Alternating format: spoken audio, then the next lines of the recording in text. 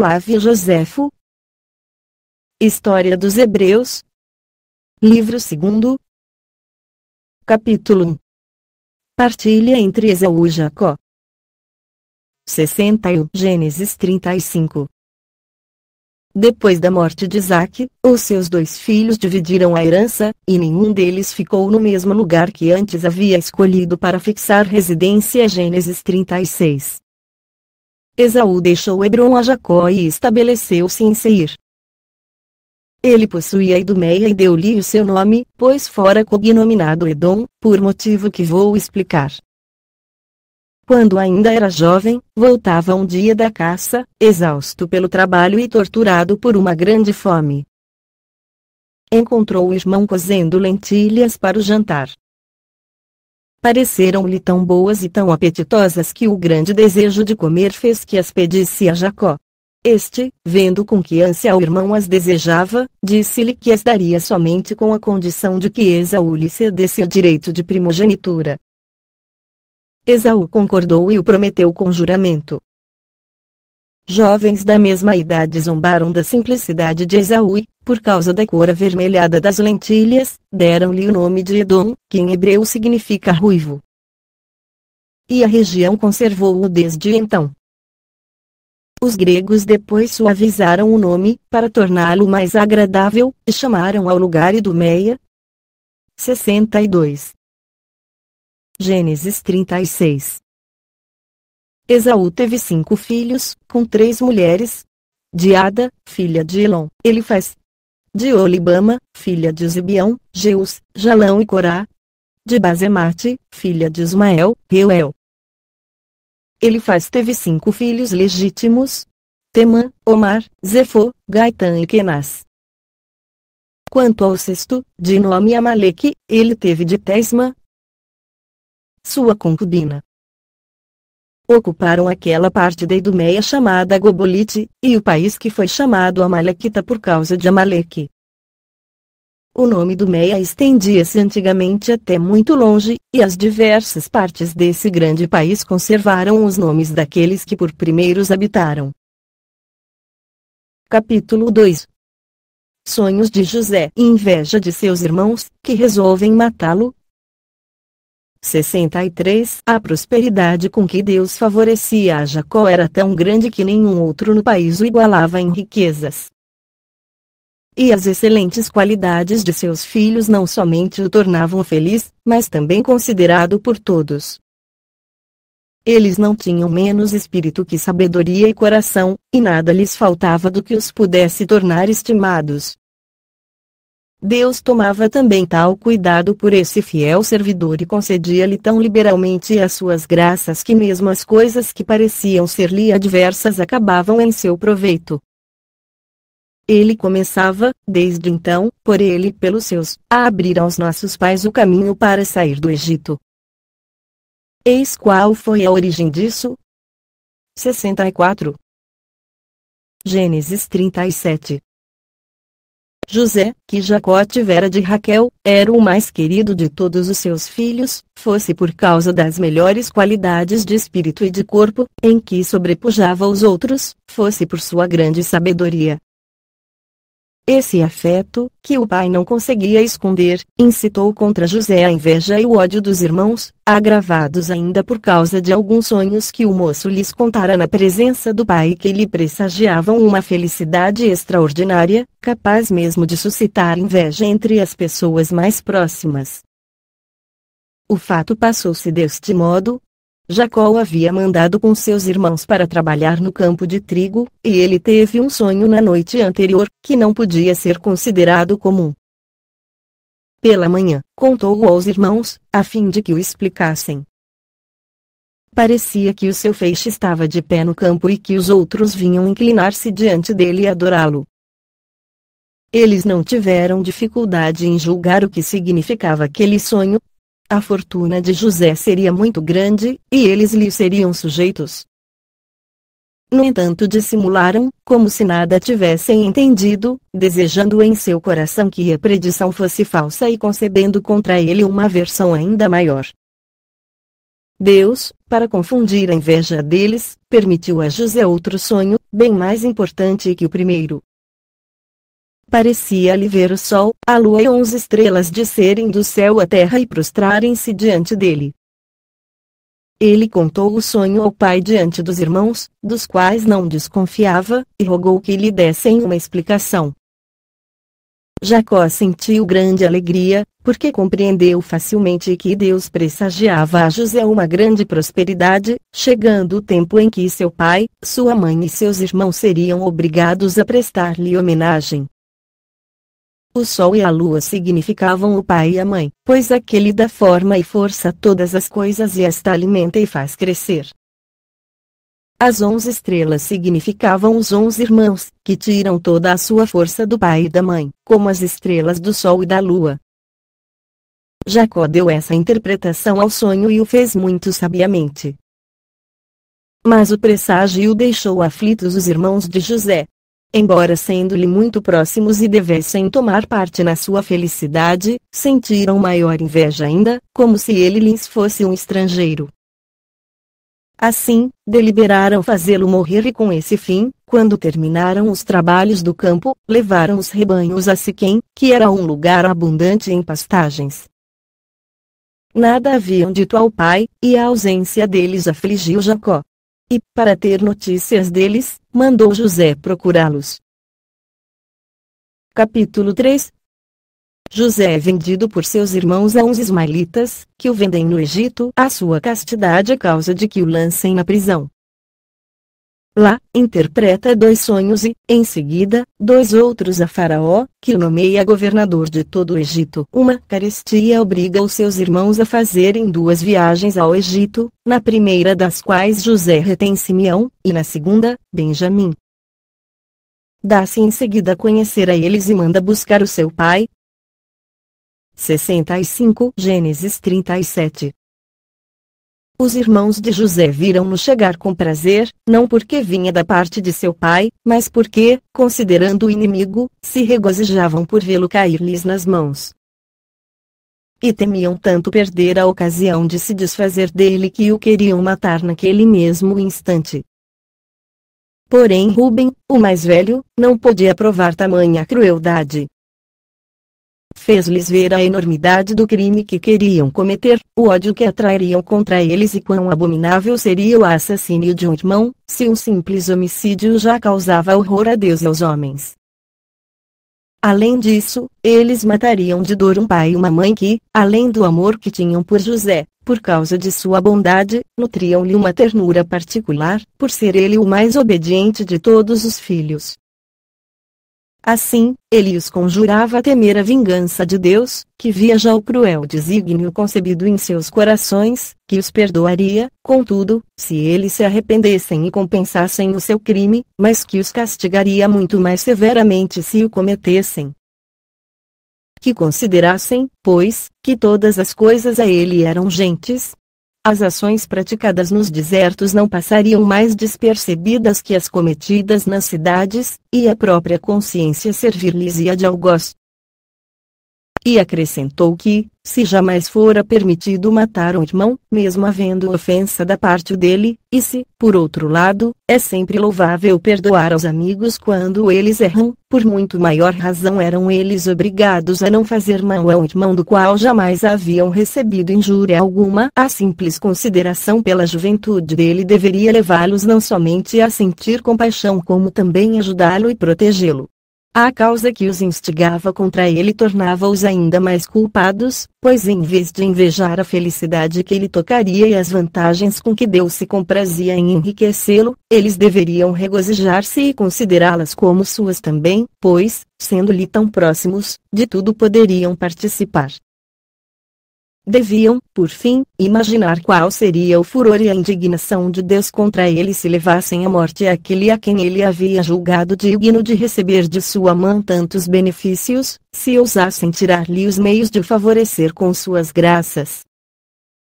Vendo Ruben que os irmãos, em vez de se comoverem com essas palavras, cada vez mais se obstinavam em sua funesta resolução, propôs escolherem um meio mais suave de a executar, a fim de tornar a sua falta, de algum modo, menos criminosa. se quisessem seguir o seu conselho, deveriam contentar-se em colocar José numa cisterna próxima, deixando-o lá para morrer, sem manchar as mãos com sangue. Eles aprovaram a proposta, e Rubem desceu com uma corda à cisterna, que estava quase seca, e em seguida foi procurar pastagens para o seu rebanho. Mal ele havia partido, Judá, um dos filhos de Jacó, viu passando uns mercadores árabes, descendentes de Ismael que vinham de Galaade, os quais levavam para o Egito perfumes e outras mercadorias. Então ele aconselhou os irmãos a vender José, pois desse modo ele iria morrer num país distante e eles não poderiam ser acusados de lhe terem tirado a vida. Eles negociaram com os mercadores, retiraram da cisterna o irmão, que contava então 17 anos, e o venderam por 20 peças de prata aos ismaelitas. Quando retornou, à noite, Rubem, que pretendia salvar José, foi secretamente à cisterna e chamou-o diversas vezes. Vendo que ele não respondia, imaginou que os irmãos o houvessem matado e censurou-o severamente. Eles então foram obrigados a contar-lhe o que haviam feito, e o seu pesar foi desse modo um tanto mitigado. Os irmãos discutiram em seguida o que fazer para evitar ao pai a suspeita de um crime. Acharam que a melhor maneira era tomar as vestes que haviam tirado de José antes de pô-lo na cisterna, rasgá-las e molhá-las no sangue de um cabrito, levando-as assim manchadas ao pai, a fim de fazê-lo acreditar que um animal feroz o havia devorado. Foram então apressadamente para casa. O pai já estava desconfiado de que alguma desgraça acontecera a José. Os filhos disseram-lhe que não o tinham visto, mas haviam encontrado as suas vestes manchadas de sangue e rasgadas, as que de fato ele usava quando saíra de casa, e assim tinham todos os motivos para crer que ele fora devorado por um animal feroz. Jacó, que não havia pensado em tão dura perda, mas julgara apenas que o filho fora aprisionado e levado como escravo, quando viu as vestes não duvidou mais de sua morte, pois as reconheceu como sendo as que ele usava ao sair de casa para ir ter com os irmãos. Foi então tomado de grande dor, tão intensa que mesmo por um filho único não se teria chorado tanto. Cobriu-se de saco e não ouviu as palavras de consolação que os outros filhos lhe dirigiam. 66 Gênesis 39. Quando os mercadores ismaelitas que haviam comprado José chegaram ao Egito, venderam-no a Potifar, mordomo do palácio do rei Faraó, que não o tratou como escravo, mas o fez educar com cuidado, como uma pessoa livre, e deu-lhe a direção de sua casa. José cumpria o seu dever com a inteira satisfação de seu senhor. A mudança de condição não afetou absolutamente a sua virtude, e ele mostrou que um homem, quando é verdadeiramente sensato, ajuizado, procede com igual prudência na prosperidade e na adversidade. A mulher de Potifar ficou tão impressionada com o espírito e a beleza de José que se enamorou dele perdidamente. E, como o julgava pela condição a que a sorte o havia reduzido, imaginando que na situação de escravo ele se julgaria feliz por ser amado pela sua senhora, não teve dificuldade em decidir manifestar-lhe a sua paixão.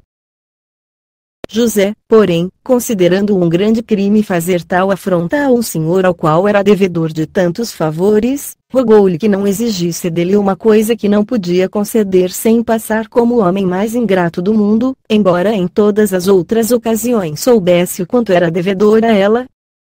A recusa só fez aumentar a paixão da mulher. Ela imaginava ainda que José não seria para sempre inflexível, e resolveu tentar outro meio. Escolheu para isso o dia de uma grande festa, a qual as mulheres costumavam comparecer, e fingiu estar doente, a fim de ter um pretexto para não sair e tomar assim ocasião para solicitar José. Dessa maneira, encontrando-se em plena liberdade de falar-lhe e de insistir, disse-lhe: vós teríeis feito muito melhor atendendo logo às minhas súplicas, concedendo-me o que vos peço, a minha qualidade e a violência do meu amor, que me obriga, embora eu seja vossa senhora, a rebaixar-me até o ponto de vos rogar. Se fordes sensato, reparai a falta que cometestes. não vos resta mais desculpa alguma, pois se esperáveis que eu vos procurasse uma segunda vez, faço-o agora, e com maior afeto ainda. Fingi estar doente e preferi o desejo de ver-vos ao prazer de assistir a uma grande festa. Se tivesseis alguma suspeita de que o que eu vos digo é uma cilada, para vos experimentar, a minha perseverança não permitirá mais dúvidas de que a minha paixão é verdadeira. Escolhei, pois, agora ou o favor que vos ofereço, correspondendo ao meu amor e esperando de mim, para o futuro, favores ainda maiores, ou os efeitos de minha ira e de minha vingança, se preferires a honra que vos concedo uma vã opinião de castidade. Se isso acontecer, não imagineis que alguma coisa haverá capaz de salvar-vos, pois vos acusarei perante o meu marido de terdes querido atentar contra a minha honra. E, por mais que possais dizer e provar o contrário, ele prestará sempre mais fé às minhas palavras que às vossas justificativas. Após haver falado dessa maneira, juntou as lágrimas aos rogos. Mas nem as solicitações nem as ameaças conseguiram demover José de faltar ao seu dever. Ele preferiu expor-se a tudo do que se deixar levar por um prazer criminoso. Julgou que não haveria castigo que ele não merecesse se cometesse tal falta, e apenas para agradar uma mulher. Então fez-lhe ver que ele também era devedor ao marido dela, acrescentando que os prazeres legítimos no casamento eram preferíveis aos produzidos por uma paixão desregrada, que estes últimos apenas se passavam, causando um arrependimento inútil, e que viveriam no contínuo temor de serem descobertos, mas nada havia a temer da fidelidade conjugal e do andar com confiança na presença de Deus e dos homens. Se ela se mantivesse casta, conservaria a autoridade que tinha para dar-lhe ordens, ao passo que perderia essa mesma autoridade cometendo com ele um crime que ele poderia sempre atirar-lhe em rosto.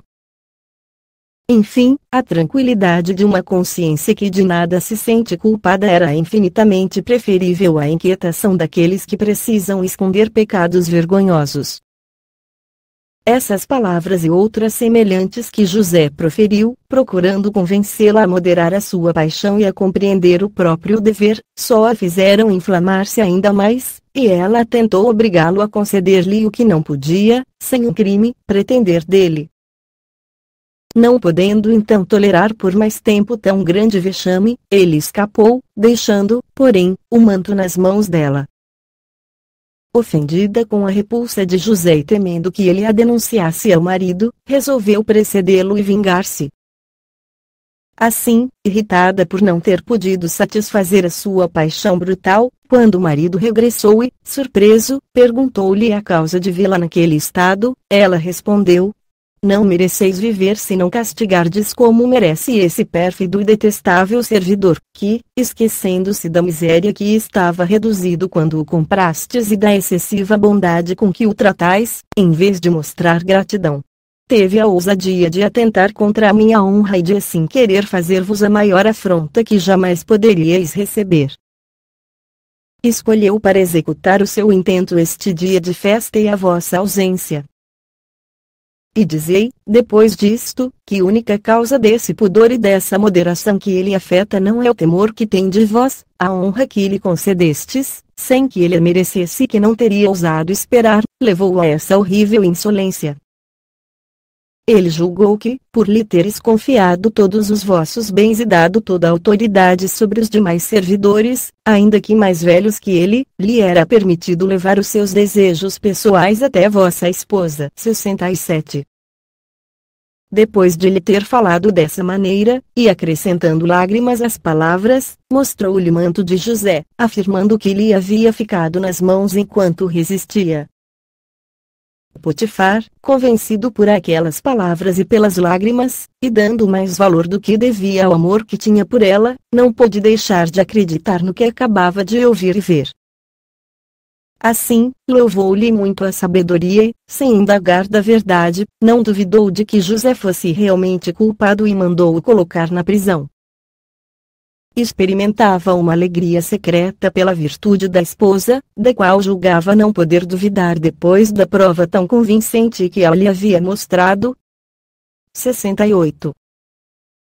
Enquanto o egípcio se deixava enganar dessa maneira, José, então amarga e injusta vicissitude, colocou nas mãos de Deus a justificação de sua inocência. Ele não quis se defender nem dizer de que modo as coisas se haviam passado. Mas, suportando com paciência a prisão e a humilhação, confiava em Deus, ao qual tudo é manifesto, que conhecia a causa de sua infelicidade e que era tão poderoso quanto os que o faziam sofrer eram injustos. Ele experimentou logo os efeitos da divina providência. Pois o carcereiro, considerando-as diligência e fidelidade com que ele fazia tudo o que lhe era mandado e tocado pela majestade estampada em seu rosto, tirou-lhe as cadeias, tratou-o melhor que aos outros e tornou-lhe a prisão mais tolerável. Gênesis 40.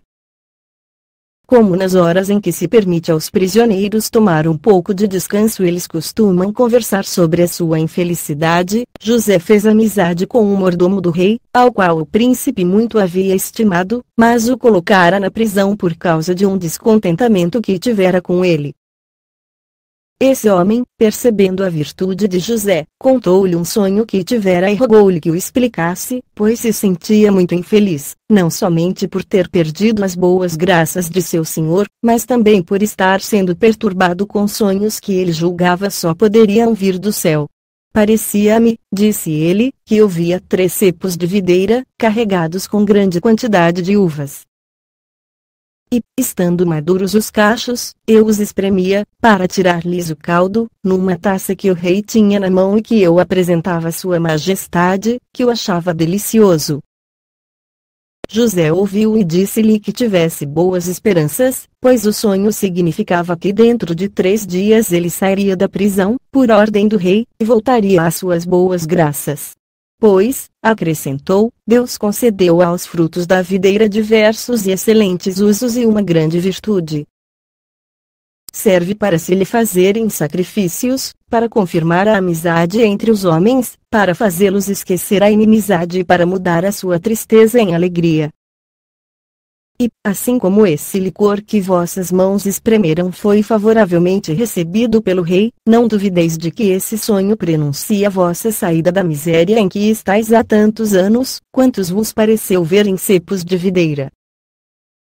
Mas, quando tiverdes sabido que as minhas predições são verdadeiras, não vos esqueçais, na liberdade de que gozareis, daquele que deixastes preso ainda às cadeias. Lembrai-vos tanto mais na vossa felicidade da minha desgraça, pois não foi por ter cometido crime que sou castigado, mas por ter preferido, por um sentimento de dever e de virtude, a honra de meu senhor à volúpia criminosa.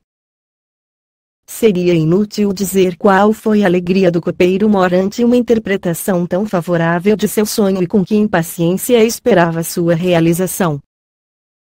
Aconteceu, porém, em seguida, outra coisa de todo contrária. 69 Um padeiro mor do rei, que estava preso com eles e escutara essas palavras, teve esperanças de que um sonho que também tivera lhe poderia ser favorável. Contou-o a José e rogou-lhe que o explicasse. Parecia-me, disse ele, que eu levava na cabeça 3 cestos, 2 dos quais estavam cheios de pão e o terceiro de iguarias diversas, das que se servem na mesa do rei, e alguns passarinhos as levavam sem que eu pudesse evitá-lo. José, depois de escutá-lo atentamente, declarou que teria muito desejado dar-lhe uma explicação favorável, mas era obrigado a dizer que os 2 primeiros cestos significavam que só lhe restavam 2 dias de vida, e o terceiro, que ele seria enforcado e comido pelos pássaros. 70. Tudo o que José havia predito aconteceu. 3 dias depois, o rei mandou, durante um grande banquete, no dia de seu nascimento, que enforcassem o padeiro mor e se tirasse da prisão o copeiro mor para recolocá-lo no cargo. Mas a ingratidão deste o fez esquecer a promessa, e José continuou a sofrer por mais 2 anos as amarguras inerentes a um cárcere. Deus, todavia, que jamais abandona os seus, serviu-se, para dar-lhe a liberdade, de um expediente, o qual vou relatar. O rei teve numa mesma noite 2 sonhos, que julgou serem péssimos presságios, embora não se lembrasse da explicação que simultaneamente lhe fora dada. No dia seguinte, ao despontar do dia, mandou buscar os homens mais sábios de todo o Egito e ordenou-lhes que os decifrassem. Eles responderam que não o podiam fazer, aumentando-lhe ainda mais o temor. Esse fato despertou na memória do copeiro Mor a lembrança de José e do dom que ele possuía para interpretar sonhos. Falou dele ao rei, contando-lhe como José havia explicado o seu sonho e do padeiro Mor e como os fatos confirmaram a veracidade de suas palavras. Disse-lhe também que José era escravo de Potifar, o qual o havia posto na prisão, e hebreu de nascimento, oriundo de uma família ilustre, segundo ele mesmo afirmava.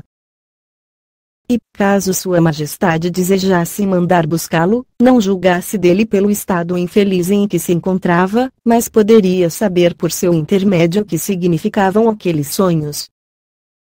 Ante essa sugestão, o rei mandou imediatamente buscar a José, tomou-o pela mão e disse: Um de meus oficiais falou-me de vós, de maneira tão elogiosa que a opinião que tenho de vossa sabedoria faz-me desejar que me expliqueis os meus sonhos, tal como explicastes o dele, sem que o temor de me zangar ou o desejo de me agradar vos façam mudar algo da verdade, ainda que me reveleis coisas desagradáveis. Parecia-me que, passeando ao longo do rio, eu via 7 vacas bem grandes e muito gordas, que saíam para ir aos pântanos. Em seguida, vi outras 7, muito feias e muito magras, que foram ao encontro das primeiras e as devoraram, sem que com isso saciassem a fome.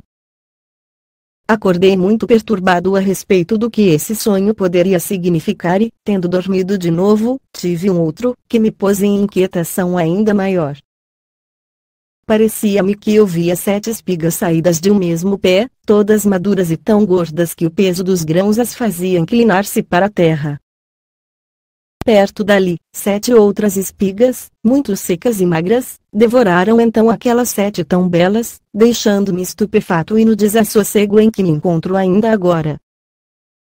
Depois de o rei assim haver falado, José respondeu-lhe: Os 2 sonhos de vossa majestade significam a mesma coisa.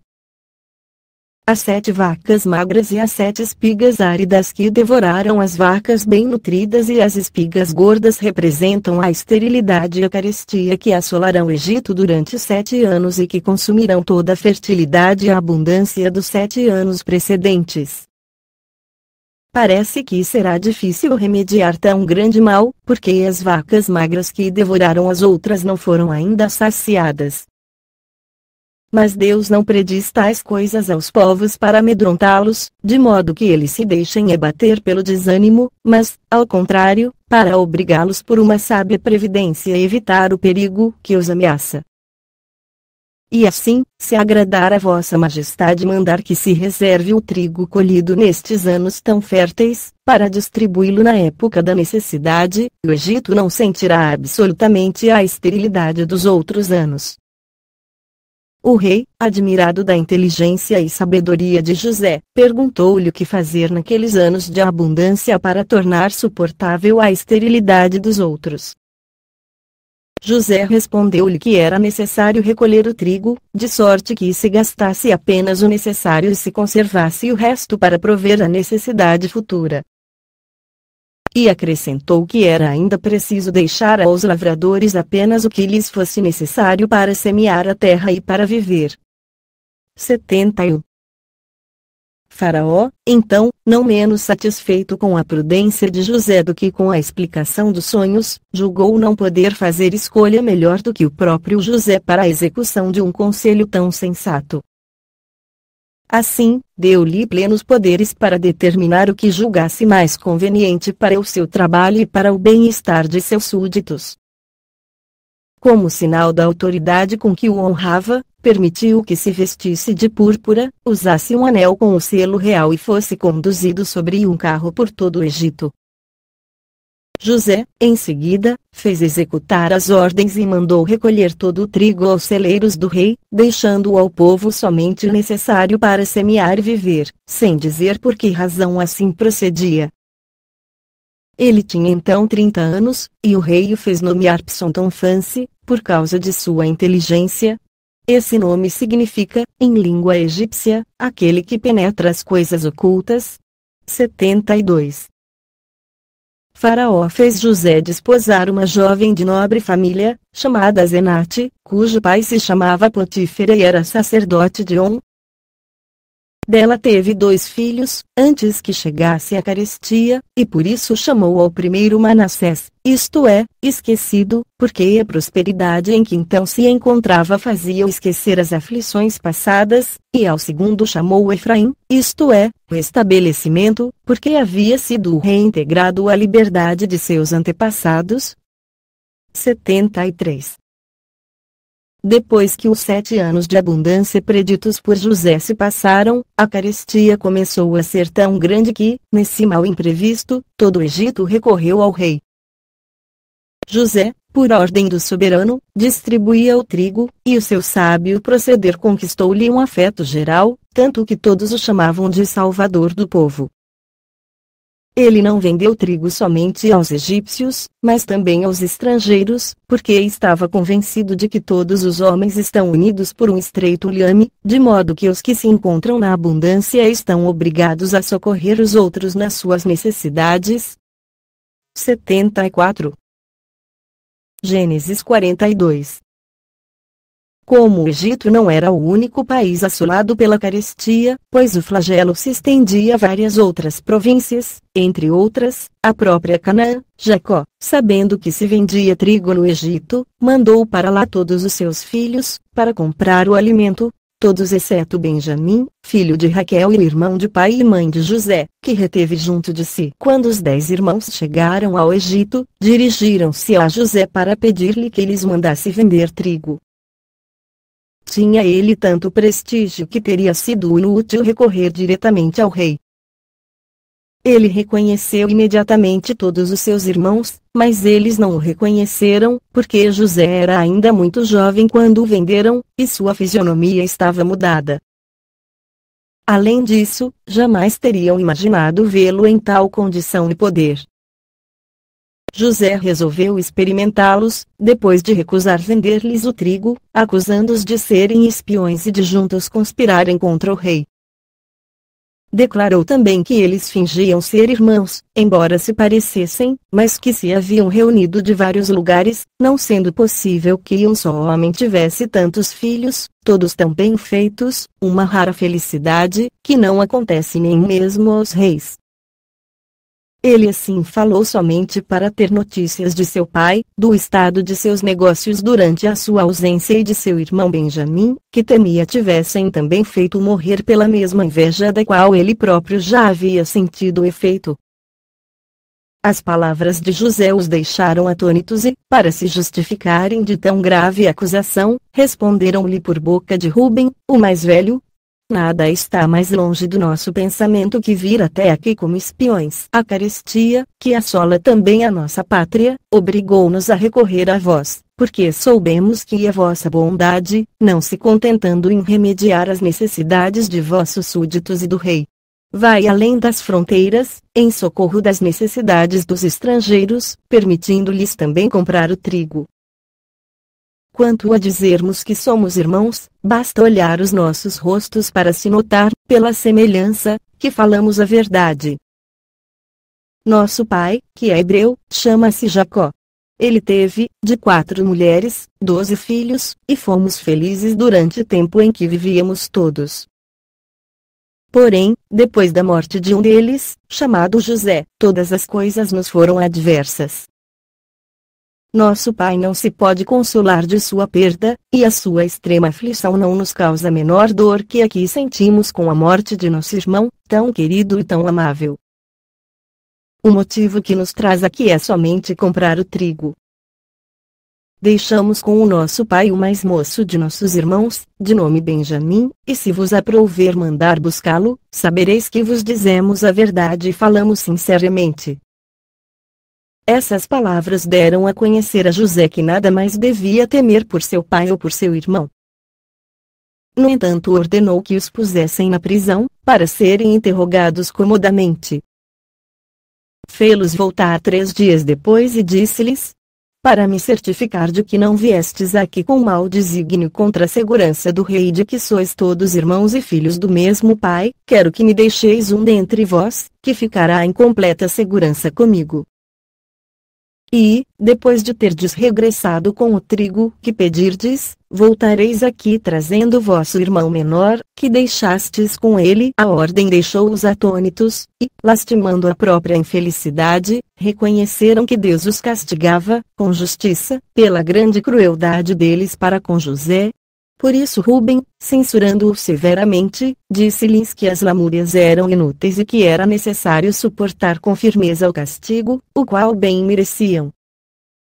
Vividamente sentidos, puseram-se de acordo. Como falavam em língua hebraica, julgavam que ninguém os entendia. José, no entanto, ficou tão comovido ao vê-los quase levados ao desespero que, não podendo reter as lágrimas e não querendo ainda dar-se a conhecer, retirou-se da presença deles. Tendo voltado em seguida, reteve Simeão como refém, até que trouxessem o irmão menor. Então deu-lhes permissão para comprar o trigo e partir. Entretanto ordenou que secretamente recolocassem nos sacos o dinheiro que haviam entregado em pagamento, o que foi feito. 75.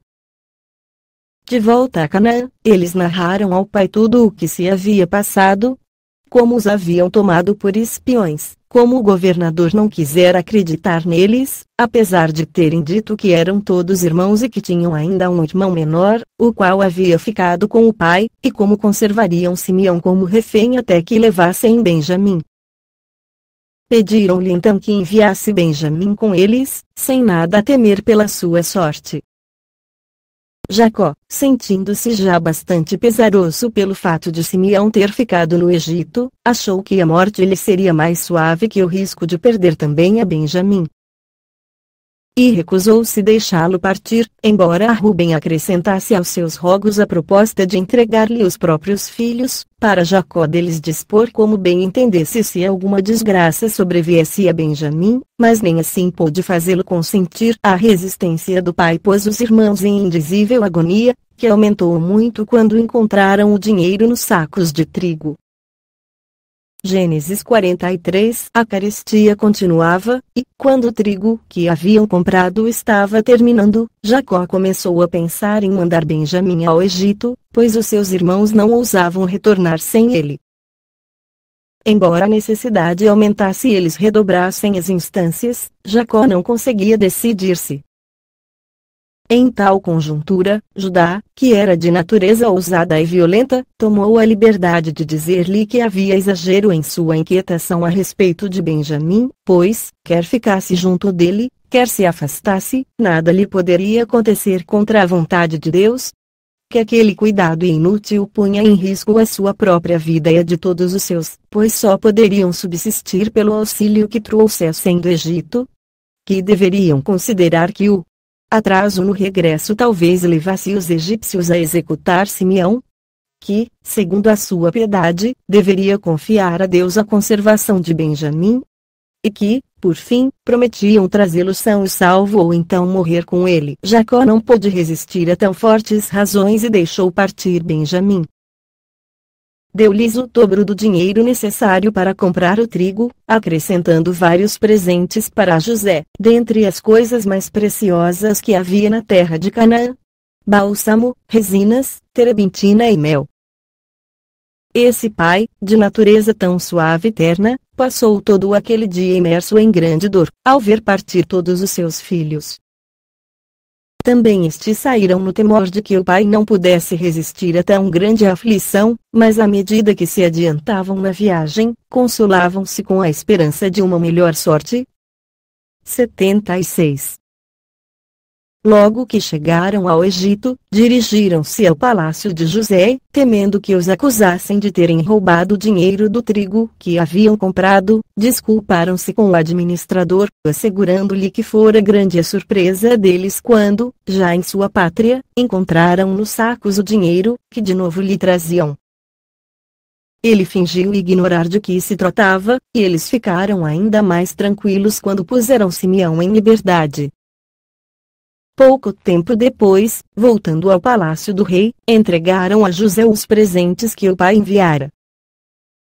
José perguntou da saúde de Jacó, e responderam-lhe que era boa.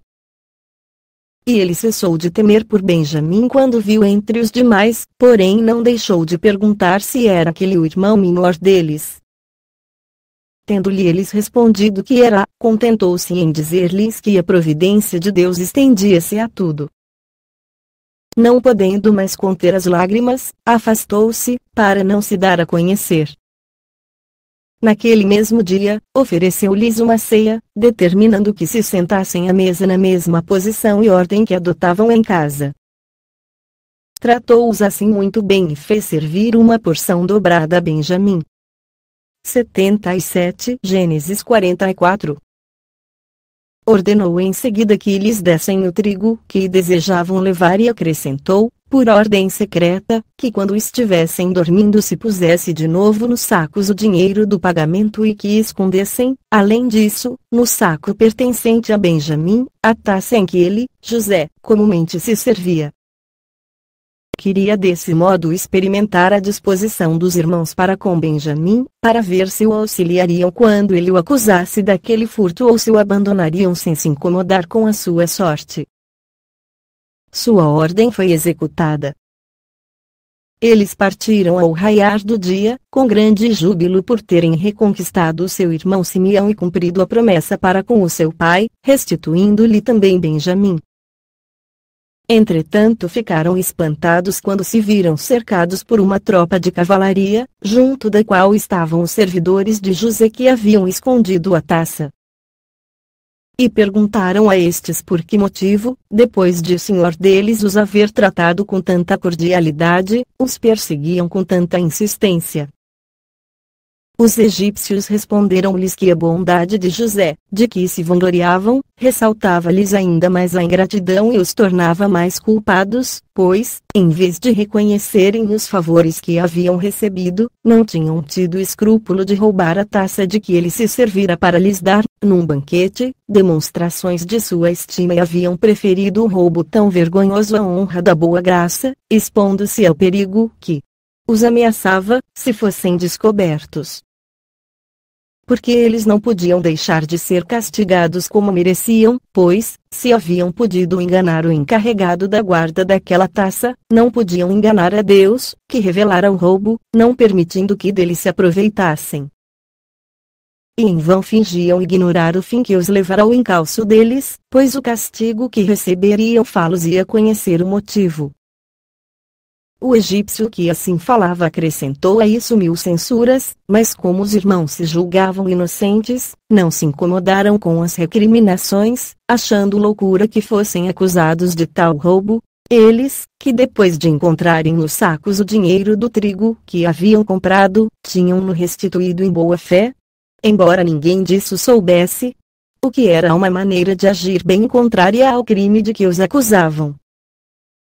Como uma busca poderia melhor justificá-los que as palavras, a confiança que tinham em sua inocência tornou-os tão ousados que insistiram com os egípcios que examinassem os sacos, acrescentando que estavam dispostos a serem todos castigados se um só deles fosse tido como culpado. Os egípcios aceitaram a sugestão e determinaram fazer a pesquisa com uma condição mais favorável. Contentar-se-iam em prender somente aquele em cujo saco a taça estivesse escondida. O oficial remexeu então em todos os sacos, iniciando propositadamente pelos dos mais velhos, a fim de reservar o de Benjamim para o final. Não porque não soubesse em qual saco a taça se encontrava, mas para dar a impressão de que se desobrigava muito bem de sua incumbência. Assim, os 10 primeiros, nada receando por eles mesmos e não julgando que houvesse algo a temer por Benjamim, queixaram-se de seus perseguidores e do atraso que estava causando aquela busca injusta. No entanto, quando abriram o saco que pertencia a Benjamim e ali acharam a taça, a surpresa de terem caído em tal desdita quando já se julgavam fora de qualquer perigo causou-lhes tão viva dor que eles rasgaram as próprias vestes e só conseguiam gritar e gemer. Isso porque imaginaram logo o castigo inevitável para Benjamim e ao mesmo tempo lembraram que haviam solenemente prometido ao pai restituir-lhe o filho menor. E, para cúmulo da aflição, sentiam-se culpados da desgraça de um e de outro, pois foram os seus insistentes pedidos que levaram Jacó a decidir-se mandar Benjamim com eles. Os cavaleiros, sem demonstrar comoção com as suas queixas e lágrimas, levaram Benjamim a José, e seus irmãos o seguiram. José, vendo Benjamim nas mãos dos soldados, assim falou aos irmãos esmagados pela dor: miseráveis que sois! Respeitais, então, tão pouco a providência de Deus e sois tão insensíveis à bondade que vos testemunhei que tenhais tido a coragem de cometer uma ação tão baixa para com o vosso benfeitor, que vos recebeu com tanta cordialidade. Essas poucas palavras causaram-lhes tal confusão que somente puderam se oferecer para libertar o irmão e serem castigados em seu lugar. Diziam entre si, uns aos outros, que José era feliz, pois se havia morrido, estava livre das misérias da vida, e, se estava vivo, ser-lhe-ia glorioso que Deus julgasse digno severo castigo que sofriam por causa dele. Confessavam ainda que não poderiam ser mais culpados do que já o eram para com o pai, por terem acrescentado nova aflição a que ele já suportava pela perda de José. E Rubem continuava a censurar-lhes o crime que haviam cometido contra o irmão. Disse-lhes José que, como não duvidava da inocência deles, permitia que regressassem, contentando-se em castigar aquele que cometera o crime, pois, assim como não era justo pôr em liberdade o culpado para ser agradável aos que não eram, do mesmo modo não seria razoável fazer sofrer inocentes pelo pecado de um só. E assim, eles podiam partir quando quisessem, que ele lhes garantiria toda a segurança. De tal maneira essas palavras penetraram-lhes o coração que todos, exceto Judá, ficaram impossibilitados de responder. E, como era muito generoso e havia feito ao pai a promessa de lhe reconduzir Benjamim, resolveu expor-se, para salvá-lo, e assim falou a José: reconhecemos, meu senhor, que a injúria que recebestes é tão grande que não pode ser assaz rigorosamente castigada. Assim, ainda que a falta seja exclusiva de um só e do mais moço de todos nós, queremos receber todos juntos o castigo. Embora pareça que nada devamos esperar em favor dele, não deixamos de confiar em vossa clemência e ousamos prometer a nós mesmos que seguireis, preferivelmente, nesta ocorrência, os sentimentos que ela vos inspirar, que não os da vossa justa cólera, pois é próprio das grandes almas, como a vossa, sobrepor-se às paixões pelas quais as almas vulgares se deixam vencer. Considerai, por favor, se seria digno de vós fazer morrer pessoas que não querem ter a vida senão pela vossa bondade. Não será a primeira vez que vós a tereis conservado, pois, sem o trigo que nos permitistes comprar, há muito tempo a fome nos teria matado a todos. Não permitais, portanto, que tão grande obrigação, de que vos somos devedores, fique inútil, mas fazei que tenhamos ainda uma segunda, que não será menor que a primeira, pois é conceder em duas maneiras diferentes uma mesma graça: conservar a vida aos que a fome teria feito morrer e não tirá-la àqueles que merecem a morte. Vós nos salvastes, dando-nos com que nos alimentarmos. Fazei-nos agora gozar desse favor por uma generosidade digna de vós. Sede cioso de vossos próprios dons, não vos contentando de nos salvar uma só vez a vida. E, certamente, eu creio, Deus permitiu que tenhamos caído em tal infortúnio para fazer brilhar mais a vossa virtude, pois, perdoando aos que vos ofenderam, fareis ver que a vossa bondade não se estende somente aos inocentes, que têm necessidade da vossa assistência, mas também aos culpados, aos quais a vossa graça é necessária. Embora seja coisa muito louvável socorrer os aflitos, não é menos digno de um homem elevado a um alto cargo esquecer as ofensas particulares que lhe são feitas. É glorioso perdoar as faltas leves. É imitar a divindade, que dá a vida aos que merecem perdê-la. Se a morte de José não me tivesse feito conhecer até que ponto vai a extrema ternura de nosso pai para com os seus filhos, não insistiria eu tanto junto de vós pela conservação de um filho que lhe é tão caro. Se eu vô-lo faço, é somente a fim de contribuir para a glória que teríeis em perdoar-lhe, enquanto nós suportaríamos morrer com paciência, se um pai que nos é tão querido e venerado se pudesse consolar com a nossa morte. Mas nós, embora sejamos moços e comecemos a desfrutar os prazeres da vida, sentimos muito mais o mal dele que o nosso e não vos rogamos tanto por nós quanto por ele, que não somente está acabado pela idade, mas também pela dor. Podemos dizer, com verdade, que é um homem de grande virtude, que nada omitiu nem esqueceu para nos levar à sua imitação e que seria bem infeliz se lhe fôssemos causa de aflição. A nossa ausência já o faz sofrer de tal modo que ele não poderia suportar a notícia da nossa morte. A vergonha de que seria acompanhado abreviaria, sem dúvida, os seus dias, e, para evitar a confusão que isso lhe causaria, ele preferiria deixar este mundo antes que a notícia se espalhasse. Assim, embora a vossa cólera seja muito justa, fazei com que a vossa compaixão por nosso Pai seja mais poderosa sobre o vosso espírito que o ressentimento pela nossa falta. Concedei essa graça à velhice, pois ele não se poderia resignar a sobreviver à nossa perda. Concedei-a na qualidade de Pai, para honrar o vosso, na vossa pessoa, honrar-vos a vós mesmo, pois Deus vos deu essa mesma qualidade. Deus, que é o Pai de todos os homens, vos tomará feliz na vossa família se fizerdes ver que respeitais o nome que tendes em comum com ele, deixando-vos levar pela compaixão para com o Pai que não poderia suportar a perda de seus filhos. Nossa vida está em vossas mãos. Assim como podeis nola destruir com justiça, podeis também, pela graça, nola conservar. Ser-vos-á tanto mais glorioso imitar, nola conservando, a bondade de Deus, o qual nola deu, pois não será um só, mas há vários que a conservareis. Dá-la nosso irmão será dá-la a todos, pois não nos poderíamos resolver a sobreviver nem a voltar sem ele a nosso Pai, e tudo o que lhe acontecer será comum conosco. Assim, se nos recusardes esta graça, nós só vos pediremos que nos façais sofrer o mesmo castigo ao qual o condenareis, pois ainda que não tenhamos parte no seu crime preferimos passar por cúmplices de sua falta e ser com ele condenados à morte que sermos obrigados por nossa pena e dor a morrer por nossas mesmas mãos. Não vos direi, Senhor, que, sendo ele ainda jovem e sujeito às fraquezas de sua idade, a humanidade parece obrigar-vos a perdoar-lhe. Omitirei de propósito muitas outras coisas, a fim de que, se não vos deixardes comover pelas nossas palavras, se possa atribuir disto a causa a ter eu mal defendido meu irmão.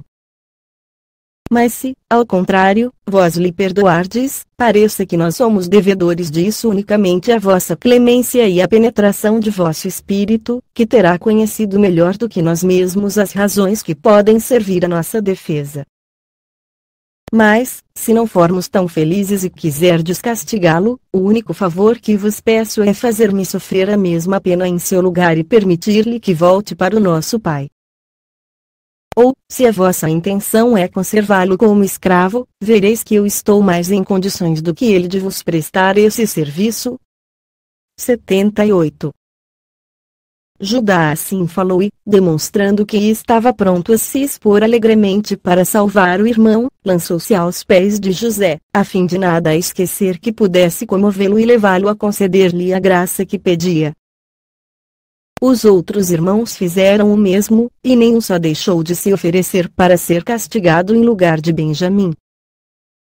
Tantos testemunhos de uma amizade tão verdadeiramente fraterna comoveram o coração de José. Então, não podendo mais continuar a fingir-se encolerizado, ordenou aos que estavam presentes que saíssem do quarto.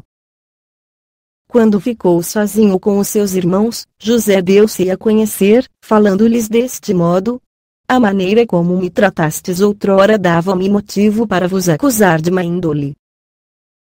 Tudo o que fiz até aqui teve como finalidade apenas submeter-vos a uma prova.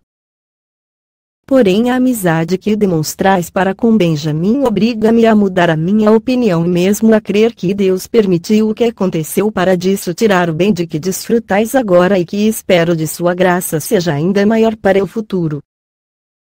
Assim, vendo que meu pai está passando bem, melhor do que eu mesmo imaginava, e testemunhando vosso afeto por Benjamim, não é meu desejo lembrar-me do passado, a não ser para atribuí-lo ao nosso Deus e para vos considerar como tendo sido naquele fato um ministro da providência. E, da mesma forma como esqueço, quero que esqueçais também, e que este tão feliz acontecimento, fruto de um mau conselho, vos faça pagar o opróbrio de vossa falta, de modo a não vos restar desprazer algum, porque ela ficou sem efeito. Porque o desprazer de tê-la cometido vos causaria agora tristeza.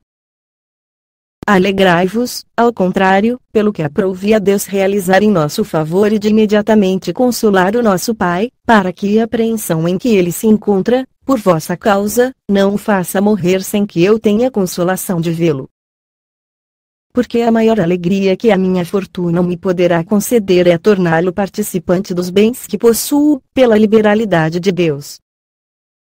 Não deixeis também de trazer com ele as vossas esposas, os vossos filhos e os vossos parentes, a fim de que todos participeis da minha felicidade. E desejo tanto mais porque a carestia que nos aflige durará ainda 5 anos. José assim falou aos irmãos e abraçou-os a todos. Todos choravam.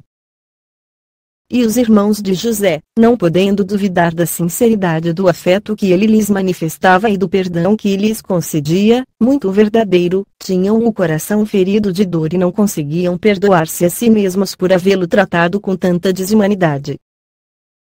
Depois de tantas lágrimas derramadas, aquele dia terminou com um grande banquete. 79. O rei, que soubera da chegada dos irmãos de José, manifestou não menos alegria do que teria sentido por qualquer outra feliz ventura que lhe sobreviesse. Presenteou-lhes com carros carregados de trigo e grande quantidade de ouro e prata, para levarem ao seu pai. José entregou-lhes também outros valiosos presentes para em seu nome serem oferecidos a Jacó. Igualmente, distribuiu presentes a todos os irmãos, além de alguns em particular a Benjamim. Voltaram eles então ao seu país, e Jacó não teve dificuldade em prestar fé à declaração de que o filho por quem havia chorado tanto tempo estava não somente cheio de vida, mas elevado a tão grande autoridade, governando todo o Egito, abaixo somente do rei. Esse fiel servidor recebeu tantas provas da infinita bondade de Deus que delas não podia duvidar. Foi como se os fatos, durante algum tempo, estivessem como que suspensos. Assim, ele não viu impedimento em partir imediatamente, para dar a José e deste receber, ao mesmo tempo, a maior de todas as consolações que um e outro poderiam desejar em vida. Capítulo 4. Jacó chega ao Egito com toda a sua família. Admirável proceder de José durante a carestia e depois dela. Morte de Jacó e de José. 80 Gênesis 46. Quando Jacó chegou aos poços do juramento, ofereceu a Deus um sacrifício, e o seu espírito achou-se então agitado por diversos pensamentos. Isso porque, de um lado, ele temia que a abundância do Egito tentasse os filhos a permanecer lá e os fizesse perder o desejo de voltar à terra de Canaã, da qual Deus lhe prometera a posse, atraindo assim a cólera divina, por terem ousado mudar de país sem consultar ao Senhor. Por outro lado, ele temia morrer antes de ter o consolo de ver José. Adormeceu com essa amargura, e Deus apareceu-lhe em sonhos, chamando-o 2 vezes pelo nome. Jacó perguntou quem era, e Deus respondeu-lhe: Como? Jacó. Não conheceis o vosso Deus, que continuamente vos tem assistido e a todos os vossos predecessores? Não fui eu que, contra o desígnio de Isaque, vosso pai, vos fiz chefe de vossa descendência? Não fui eu que, quando foste sozinho para a Mesopotâmia, vos providenciei um casamento vantajoso, vos tornei pai de vários filhos e vos fiz voltar repleto de bens? Não fui eu que conservei a vossa família e que, quando pensáveis o haver perdido, elevei José a um tão alto grau de poder que a fortuna dele iguala quase a do próprio rei do Egito? Venho agora para servir-vos de guia na vossa viagem e para anunciar-vos que exalareis o vosso último suspiro nos braços de José e que a vossa posteridade será muito poderosa, durante vários séculos, e possuirá o país cujo domínio vos prometi. 81. Jacó, consolado com essas esperanças por meio de um sonho tão favorável, continuou ainda mais alegremente a viagem com os filhos e netos, cujo número era de 70. Não diria que os seus nomes, que são rudes e difíceis de se pronunciar, se alguns não quisessem fazer crer que somos originários do Egito, e não da Mesopotâmia. Jacó tinha 12 filhos, e como um deles, José, já estava estabelecido no Egito, resta-me falar somente dos outros. Ruben teve 4 filhos: Enoque, Palu, Esrom e Carmi. Simeão teve 6 filhos: Gemuel, Jamim, Oade, Jaquim, Zoar e Saul. Levi teve 3 filhos: Gerson, Coate e Merari. Judá teve 5 filhos: Onan, Sela, Pérez e Zerá. Pérez teve 2: Esrom e Amul. Issacar teve 4 filhos: Tola, Puva, Jó e Sinrom. Zebulon teve 3 filhos: Serede, Elon e Jaliel. Todos esses Jacó os tivera de Leia, que trazia consigo a sua filha Diná, e todos juntamente perfaziam um número de 33 pessoas. Jacó, além disso, teve 2 filhos de Raquel, José e Benjamim. José tivera 2 filhos, Manassés e Efraim. Benjamim teve 10: Bela, Bequer, Asbel, Gera, Naamã, Ei, Ros, Mupim, Upim e Arde. Essas 14 pessoas, somadas às 33, dão um total de 47, e são os filhos legítimos de Jacó. De Bila, ele teve ainda Dan e Naftali. Dan teve somente um filho, de nome Uzim. Naftali teve 4 filhos: Jaziel, Guni, Jezer e Silém. Essas pessoas, acrescentadas às precedentes, perfazem 54. Jacó teve ainda, de Zilpa, Gade e Azer. Gade teve 7 filhos: Zifion, Agi, Suni, Esbom, Eri, Arodi e Areli. Azer teve uma filha e 4 filhos: Ina, Isvá, Isvi, Berias e Será, filha. Essas 15 pessoas, acrescentadas às 54 precedentes, perfazem o número de 70, de que falei, inclusive Jacó. 82. Judá adiantou-se para avisar José de que o seu pai já estava perto. Ele partiu imediatamente a encontrá-lo, o que se deu na cidade de Hebrom. A alegria de Jacó foi tão grande que o pôs em perigo de morrer, e a de José não foi menor. Este rogou que fizessem então pequenas jornadas, e foi com 5 de seus irmãos avisar o rei da chegada de seu pai e de toda a sua família. O soberano mostrou-se muito contente e quis saber de que Jacó e seus filhos gostariam de se ocupar. José respondeu-lhe que eles eram peritos na criação de rebanhos e que essa era a sua principal ocupação. Dizer isso vinha muito a propósito para eles, quer para não separar Jacó de seus filhos, cuja assistência, por causa de sua idade avançada, era muito necessária, quer para evitar que os egípcios, ocupados nos trabalhos de sempre, os invejassem quando vissem os parentes de José empenhados na criação e no cuidado dos rebanhos. Atividade na qual aqueles tinham pouca experiência. Gênesis 47. Jacó foi em seguida prestar as suas homenagens ao rei, que lhe perguntou a idade.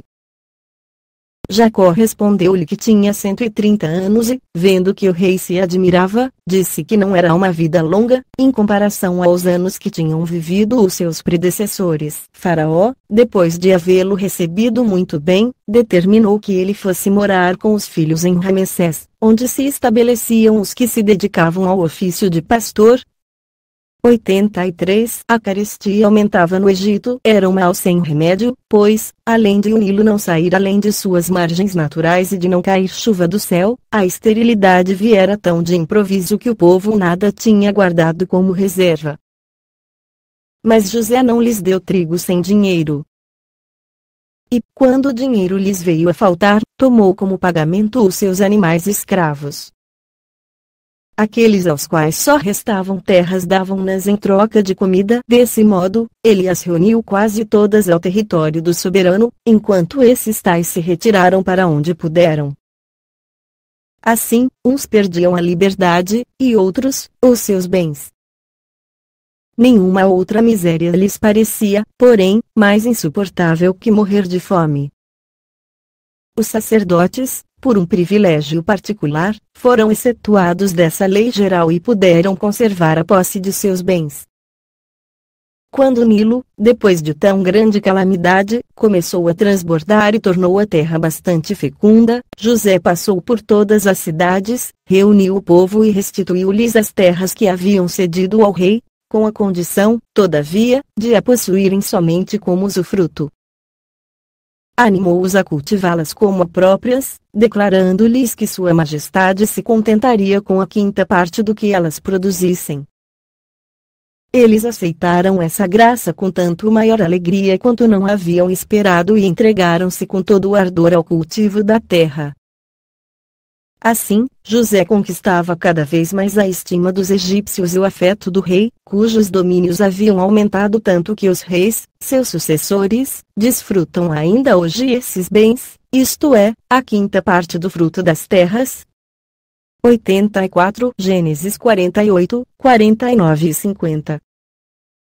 Jacó passou 17 anos no Egito, e morreu velho nos braços de seus filhos, depois de lhes desejar toda sorte de prosperidade. Predisse com espírito profético que cada um deles possuiria uma parte da terra de Canaã, o que, no correr dos tempos, não deixou de acontecer.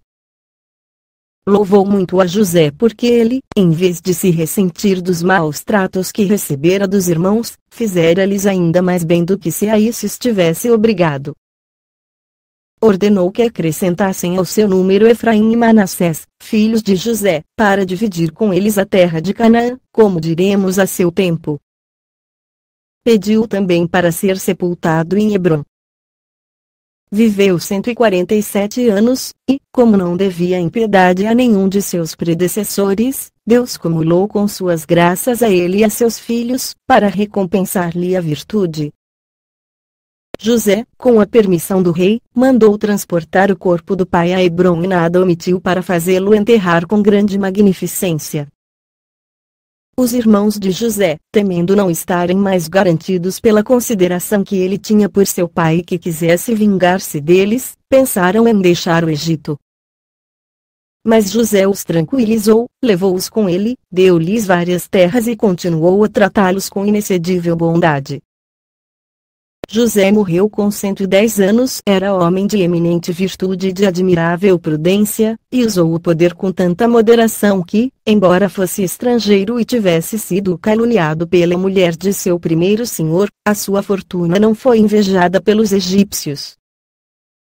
Os irmãos dele morreram também no Egito, depois de terem vivido felizes. Filhos e netos levaram os corpos a Hebrom, ao mesmo sepulcro de seus antepassados. E, quando os hebreus saíram do Egito, levaram para lá também os ossos de José, como ele determinara e os fizera prometer com juramento. Mas, tendo de contar em seguida as amarguras por que passou esse povo e todas as guerras que teve de sustentar para dominar os de Canaã, falarei primeiramente da causa que os obrigou a sair do Egito. Capítulo 5. Os egípcios tratam cruelmente os israelitas. Predição realizada pelo nascimento e milagrosa conversão de Moisés. a filha do rei do Egito Fanle-Educar, e o adota por filho. Ele comanda o exército do Egito contra os etíopes, obtém a vitória e desposa a princesa da Etiópia. Os egípcios desejam matá-lo. Ele foge e desposa a filha de Reuel, também chamado Jetro. Deus aparece-lhe num arbusto ardente, no Monte Sinai, e ordena-lhe que vá libertar o seu povo da escravidão. Ele realiza vários milagres perante Faraó, e Deus fere o Egito com várias pragas. Moisés liberta os israelitas e guia-os. 85. Êxodo 1. Como os egípcios são naturalmente preguiçosos e voluptuosos e só pensam no que lhes pode proporcionar prazer e proveito, eles olhavam com inveja a prosperidade dos hebreus e as riquezas que estes conquistavam com o trabalho. Conceberam mesmo certo temor pelo aumento do número deles. Tendo o tempo apagado a memória das obrigações que todo o Egito devia a José e tendo o reino passado a outra família, eles começaram a maltratar os israelitas e a oprimi-los com trabalhos. Empregaram-nos em cavar vários diques para deter as águas do Nilo e diversos canais para conduzi-las. Faziam-nos trabalhar na construção de muralhas para cercar as cidades e levantar pirâmides de altura prodigiosa, obrigando-os até mesmo a aprender, com dificuldade, artes e diversos ofícios. 400 anos assim se passaram, com os egípcios procurando sempre destruir a nossa nação, e os hebreus, ao contrário, esforçando-se por vencer todos esses obstáculos. 86. Esse mal foi seguido por um outro, que aumentou ainda mais o desejo que os egípcios tinham de nos perder. Um dos doutores da sua lei, ao qual eles dão o nome de escribas das coisas santas e que passam entre eles por grandes profetas, disse ao rei que naquele mesmo tempo deveria nascer um menino entre os hebreus, cuja virtude seria admirada por todo o mundo, pois aumentaria a glória de sua nação e humilharia o Egito, e cuja reputação seria imortal. O rei, assustado com a predição e seguindo o conselho daquele que lhe fazia essa advertência, publicou um edito pelo qual ordenava que se deveriam afogar todas as crianças hebreias do sexo masculino e ordenou às parteiras do Egito que observassem exatamente quando as mulheres fossem dar à luz, porque não confiava nas parteiras de sua nação. Esse edito ordenava também que aqueles que se atrevessem a salvar ou criar alguma dessas crianças seriam castigados com a pena de morte, juntamente com toda a família. Tão cruel determinação cumulou de dor os israelitas porque, ficando obrigados a ser os assassinos dos próprios filhos e não podendo sobreviver a eles senão apenas alguns anos, a extinção da raça parecia inevitável. Mas é em vão que os homens empregam os seus esforços para resistir à vontade de Deus. O menino que havia sido vaticinado veio ao mundo, foi criado ocultamente, não obstante as ordens do rei, e todas as predições a seu respeito se realizaram. 87. Um hebreu de nome Amrão, muito estimado entre os seus, vendo que a sua mulher estava grávida, ficou muito preocupado, por causa do edito que iria exterminar a sua nação. Recorreu então a Deus, rogando-lhe que tivesse compaixão de um povo que sempre o havia adorado e fizesse cessar a perseguição que os ameaçava de ruína total. Deus, tocado por aquela oração, apareceu-lhe em sonho e disse-lhe que esperasse, que ele se lembrava da piedade do povo e da de seus antepassados, que os recompensaria agora, tal como havia recompensado aqueles, que era por essa consideração que os fizera multiplicar-se, desde Abraão, quando este partiu sozinho da Mesopotâmia para a terra de Canaã, a quem ele cumulou de bens e tornou a mulher fecunda. E os sucessores dele, aos quais outorgou províncias inteiras, a Arábia a Ismael, troglodita aos filhos de Quetura e o país de Canaã a Isaque, que eles não poderiam sem ingratidão e mesmo sem impiedade esquecer os felizes êxitos obtidos na guerra pela aliança com ele, que o nome de Jacó se tornara célebre, tanto pela felicidade na qual viveu quanto pela que legou aos seus descendentes como um direito hereditário, e porque, havendo chegado ao Egito com 70 pessoas somente, a sua posteridade multiplicou-se, atingindo o número de 600.000 homens. que se tranquilizassem, pois teria cuidado de todos em geral e dele em particular. Que o filho de que a sua mulher estava grávida era o menino de quem os egípcios temiam tanto o nascimento e por causa de quem faziam morrer todos os meninos dos israelitas. Que ele viria, contudo, felizmente ao mundo, sem ser descoberto pelos encarregados daquela cruel devassa. Que ele, contra todas as esperanças, seria criado e educado e libertaria o seu povo da escravidão. Que tão grande feito eternizaria a sua memória, não somente entre os hebreus, mas entre todas as nações da terra. Que, por mérito dele, o seu irmão seria educado até tornar-se um grande sacerdote, sendo que todos os descendentes deste seriam honrados com a mesma dignidade. Amrão narrou à sua esposa, de nome Joquebede, a visão que tivera, a qual, embora lhe fosse muito favorável, não lhes diminuiu o temor, porque não podiam deixar de se preocupar com a vida do filho. Além disso, parecia inacreditável a grande felicidade a eles prometida. Êxodo 2. Joquebede deu à luz, e viu-se que era a verdadeira predição do oráculo. Foi um parto feliz e fácil, que as parteiras egípcias nem chegaram a conhecer. Criaram secretamente a criança durante 3 meses. Então Amrão, por causa da ordem do rei, temendo ser descoberto e sofrer juntamente com o filho a pena de morte com receio de que assim o que lhe fora predito não se cumprisse, julgou conveniente abandonar a providência de Deus à conservação de uma criança que lhe era tão cara. Pensou que poderia conservar o filho em oculto, mas viveriam, ele e o menino, em perigo constante, ao passo que, entregando nas mãos de Deus, acreditava firmemente que ele teria meios de confirmar a veracidade da promessa. Após tomar essa resolução, ele e a mulher fizeram um berço de juncos do tamanho da criança e, para impedir que a água nele penetrasse, revestiram-no de betume. Puseram dentro o menino e colocaram o berço sobre as águas do rio, abandonando a providência. Miriam, irmã do menino, por ordem de sua mãe, foi para o outro lado do Nilo ver o que aconteceria. Deus então mostrou claramente que todas as coisas se realizariam, não segundo os planos da sabedoria humana, mas conforme os sublimes desígnios de sua vontade. Mostrou também que aqueles que pretendem fazer perecer os outros, para proveito próprio ou para segurança particular, são muitas vezes desiludidos em suas esperanças, por mais cuidados de que se cerquem. Os que confiam somente nele, entretanto, estarão a salvo de muitos perigos, mesmo contra qualquer probabilidade de salvação, como aconteceu a esse menino. Como o berço flutuasse ao sabor das águas, Termutes, filha do rei, que passeava pela margem do rio, avistou-o e ordenou alguns dos que acompanhavam que a nado fossem buscá-lo. Trouxeram-no, e ela ficou tão encantada com a beleza da criança que não se cansava de contemplá-la. Resolveu então tomar o menino aos seus cuidados e mandar educá-lo. De sorte que, por um favor de Deus assaz extraordinário, ele foi criado no mesmo lugar onde queriam a sua morte e a ruína de sua nação. A princesa logo ordenou que fossem procurar uma ama.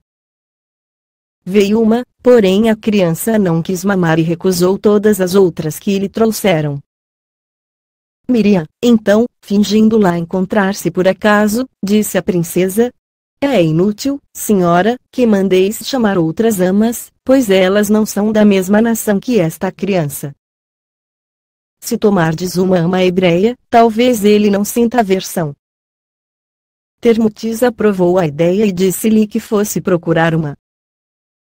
Ela foi imediatamente para casa e trouxe Joquebede, que ninguém conhecia, para ser ama da criança, a qual deu-lhe de mamar.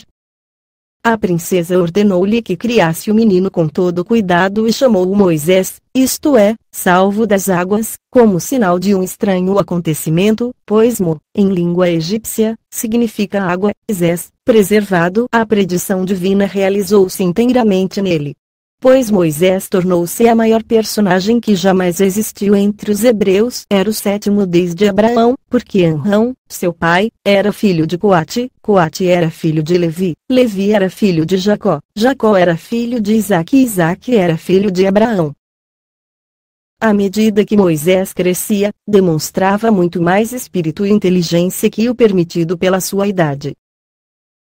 Mesmo brincando, dava sinais de que um dia seria alguém extraordinário. Quando completou 3 anos, Deus fez brilhar em seu rosto uma tão grande beleza que as pessoas, mesmo as mais austeras, ficavam arrebatadas. Ele atraía sobre si os olhares de todos os que o encontravam e, por mais pressa que tivessem, eram obrigados a parar para contemplá-lo. Termutes, vendo cheio de tanta graça e não tendo filhos, resolveu adotá-lo. Levou-o ao rei, seu pai, e, depois de falar-lhe da beleza do menino e da inteligência que já se manifestava nele, disse: "Foi um presente que o Nilo me fez, de maneira admirável. Recebi-o em meus braços, resolvi adotá-lo e vô-lo ofereço como sucessor, pois não tendes filhos." Com essas palavras, ela o colocou entre os braços do rei, que o recebeu com prazer e, para obsequiar a filha, estreitou-o nos braços, colocando-lhe o diadema sobre a cabeça. Moisés, como uma criança, que se diverte, tirou-o e o jogou ao chão, pisando-lhe em cima. Essa ação foi considerada de péssimo augúrio, e o doutor da lei que predissera o quanto seria funesto o nascimento daquele menino para o Egito ficou tão nervoso que desejou matá-lo imediatamente. "Eis aí, majestade", disse ele, dirigindo-se ao rei, "este menino, do qual Deus nos faz saber que a morte deve garantir a vossa paz. Vede que o fato confirma a minha predição, pois apenas nasceu já despreza a vossa grandeza, calcando aos pés a vossa coroa. Matando, todavia, fareis perder aos hebreus a esperança que nele depositam e salvareis o vosso povo de um grande temor."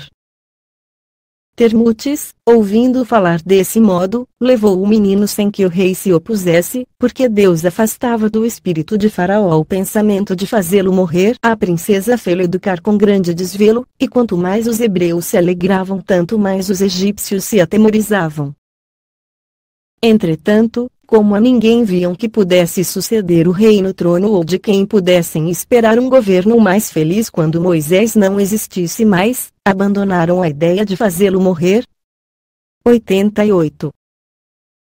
Logo que o menino, criado e educado dessa maneira, chegou à idade de poder dar provas de sua coragem, praticou atos de bravura que não permitiram mais dúvidas quanto à veracidade do que se havia sido predito, isto é, que ele elevaria a glória de sua nação e humilharia os egípcios.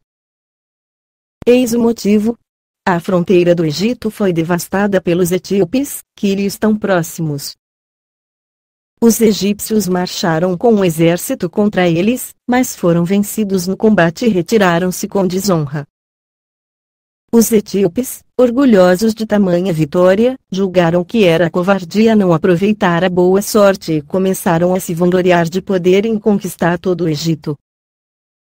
E lá entraram, por diversos lugares, a quantidade de despojos que arrebataram e o fato de não terem encontrado resistência alguma aumentaram-lhes a esperança de conseguir um feliz resultado na empresa. Assim, avançaram até Mênfis, chegando até o mar. Os egípcios, reconhecendo-se muito fracos para resistir a tão grande força, mandaram consultar um oráculo, e, por ordem secreta de Deus, a resposta que receberam foi que somente um homem havia, um hebreu, do qual podiam esperar auxílio. O rei não teve dificuldade em julgar, por essas palavras, que Moisés era o hebreu em questão, ao qual o céu destinava salvar o Egito, e pediu a filha para fazê-lo general de todo o exército. Ela consentiu e disse-lhe que julgava assim prestar ao rei um grande serviço. Contudo, obrigou ao mesmo tempo a prometer, com juramento, que não lhe fariam mal algum. A princesa, não se contentando em testemunhar assim a sua extrema afeição por Moisés, não pôde também deixar de, com azedume, perguntar aos sacerdotes egípcios se eles não se envergonhavam de o haverem tratado como inimigo e de desejarem tirar a vida a um homem a quem eram agora obrigados a pedir auxílio. pode-se imaginar com que prazer Moisés obedeceu às ordens do rei e da princesa, que lhe eram tão gloriosas.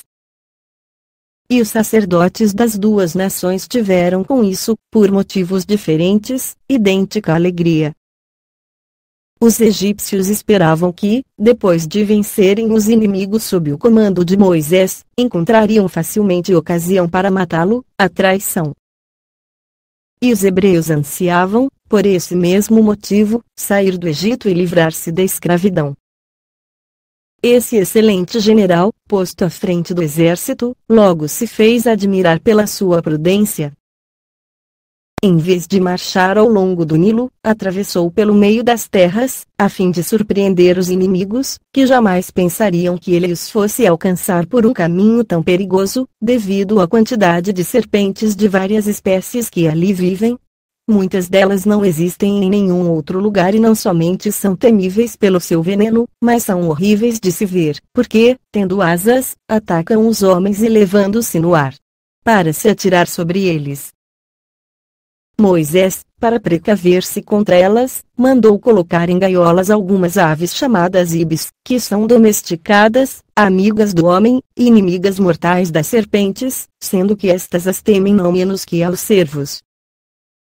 Nada mais direi sobre essas aves, porque não são desconhecidas aos gregos.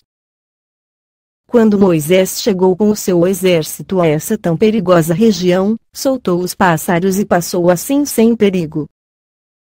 Então surpreendeu os etíopes, deu-lhes combate e os dispersou, fazendo-os perder a esperança de se tornarem senhores do Egito.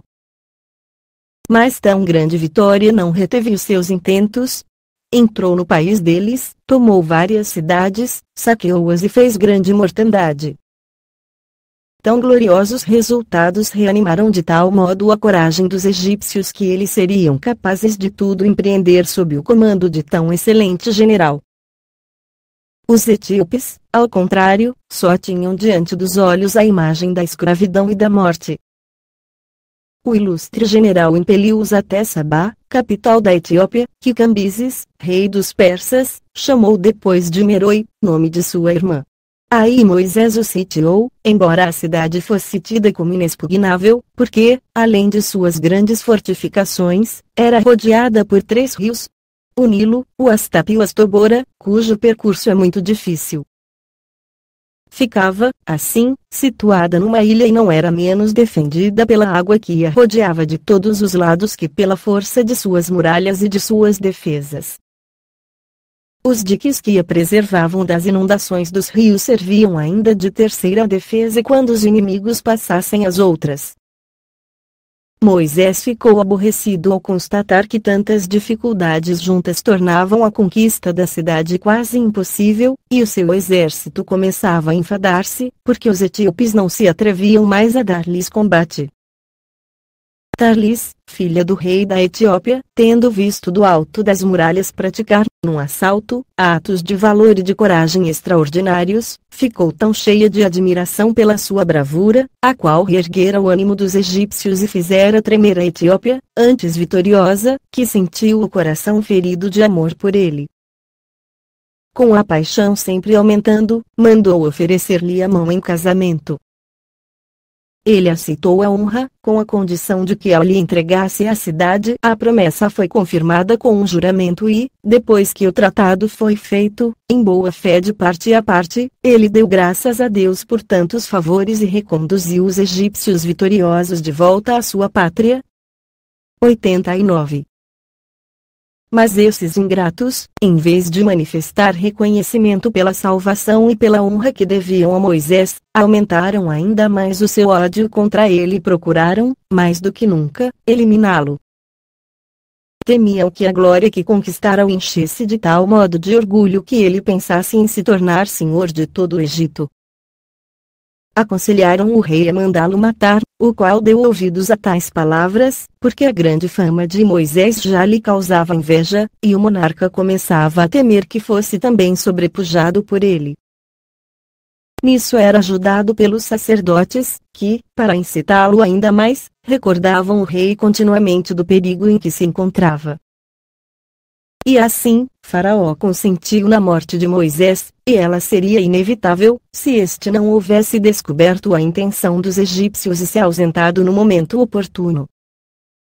Moisés fugiu para o deserto e desse modo salvou-se, porque os inimigos não podiam imaginar que ele tomaria tal caminho. Como nada encontrasse para comer, viu-se atormentado por uma fome extrema, mas a suportou com paciência e, depois de haver andado muito, chegou, pelo meio-dia, próximo da cidade de Midian, nome que lhe deu um dos filhos de Abraão e Quetura, à beira do Mar Vermelho. Estando muito cansado, sentou-se à beira de um poço, para repousar, e esse fato deu-lhe ocasião de mostrar a sua coragem, abrindo caminho para uma sorte melhor. Eis como tudo se passou. Um sacerdote chamado Reuel, ou Jetro, muito estimado entre os seus, tinha 7 filhas, que, segundo o costume das mulheres de troglodita, cuidavam dos rebanhos do pai.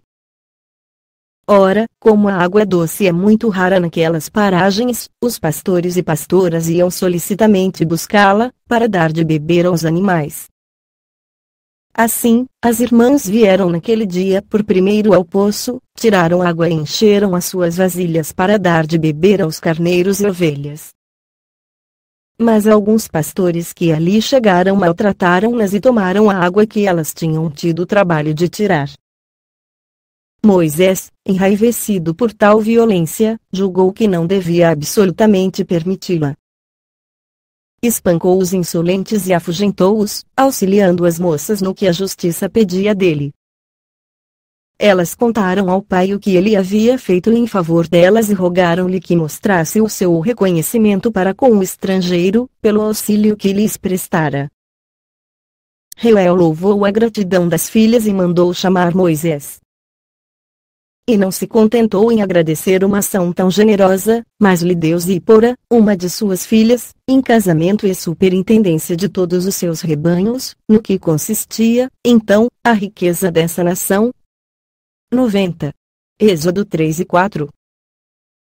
Moisés morava então com o sogro e cuidava dos rebanhos deste. Um dia, levou-os a pastar no Monte Sinai, que é o mais alto de todos os da província, muito rica em pastagens. Isso porque além da fertilidade natural, os outros pastores lá não iam por causa da santidade do lugar, onde, dizia-se, Deus morava. E lá ele teve uma visão maravilhosa. Viu uma sarça ardente, de tal modo rodeada pelas chamas que parecia dever queimar-se, e no entanto nem as folhas, nem as flores e nem os ramos eram danificados. Tal prodígio deixou-o atônito. Nunca, porém, o medo foi maior do que quando ouviu sair do meio da sarça uma voz, que o chamou pelo nome e perguntou-lhe como se atrevera a ir a um lugar santo, do qual nenhum outro antes se aproximara. Mandou-lhe que se afastasse da chama, não se deixando levar pela curiosidade, e se contentasse com o que merecera ver, sendo um digno sucessor da virtude de seus antepassados. A voz predisse-lhe, em seguida, a glória que ele deveria conquistar. Com o auxílio que receberia de Deus, tornar-se-ia célebre entre os homens. Ordenou-lhe que voltasse sem temor para o Egito, a fim de libertar os hebreus de sua cruel escravidão.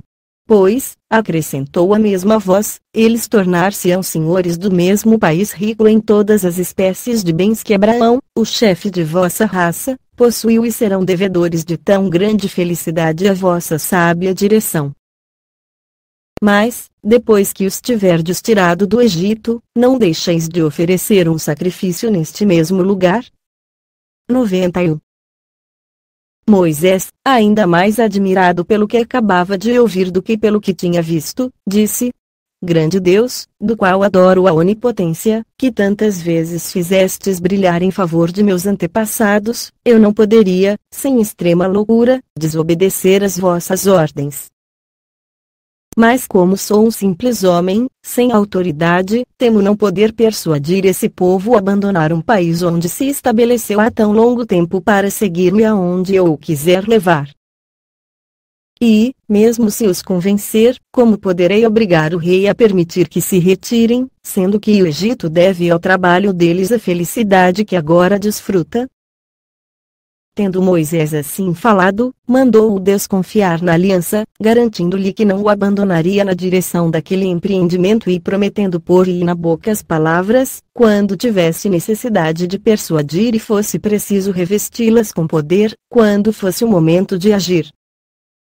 Para dar-lhe uma prova, ordenou que ele lançasse na terra a vara que trazia na mão. Moisés obedeceu, e ela no mesmo instante transformou-se numa serpente, que se pôs a rastejar, movendo a cauda e levantando a cabeça, como para se defender ou como se a quisessem atacar.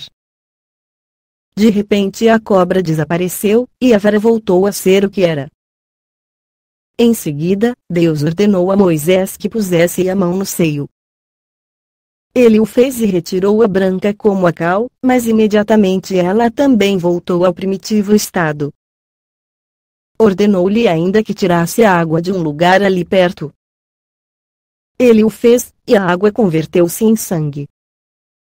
E Deus, vendo que tais prodígios o deixavam atônito, disse-lhe que tomasse ânimo com a certeza de seu auxílio, que lhe confirmaria a missão com milagres semelhantes, e que partisse imediatamente, caminhando dia e noite, para ir libertar o seu povo, porque ele não podia mais suportar os gemidos deles, em tão dura servidão. Moisés, não podendo, depois do que acabava de ver e ouvir, duvidar mais do efeito das promessas divinas, rogou a Deus que, no Egito, lhe desse o mesmo poder de fazer aqueles milagres com que o favorecia naquele momento e acrescentasse a graça de ter se dignado fazê-lo ouvir a sua voz e de lhe dizer o seu nome, a fim de que ele pudesse melhor invocá-lo quando lhe oferecesse o sacrifício. Deus concedeu-lhe esse favor, que jamais fizera a qualquer outro neste mundo, mas não me é permitido repetir esse nome. 92. Moisés, certo do auxílio de Deus e do poder que ele lhe dava para fazer milagres todas as vezes que julgasse necessário, concebeu grande esperança de libertar os hebreus e humilhar os egípcios. Soube nesse mesmo tempo da morte de Faraó, sob cujo reinado ele fugira do Egito. E assim, rogou a Reuel, seu sogro, que lhe permitisse voltar para lá, para o bem de sua nação. E não teve dificuldade em obter o consentimento. Moisés pôs-se logo a caminho, com a sua mulher e com Gerson e Eliezer, seus filhos, dos quais o nome do primeiro significa peregrino, e o do segundo, auxílio de Deus, porque por meio daquele auxílio Deus o preservara das ciladas dos egípcios. Arão, seu irmão, veio, por ordem de Deus, encontrá-lo na fronteira do Egito, e Moisés narrou-lhe tudo o que acontecera no monte e as ordens que de Deus recebera.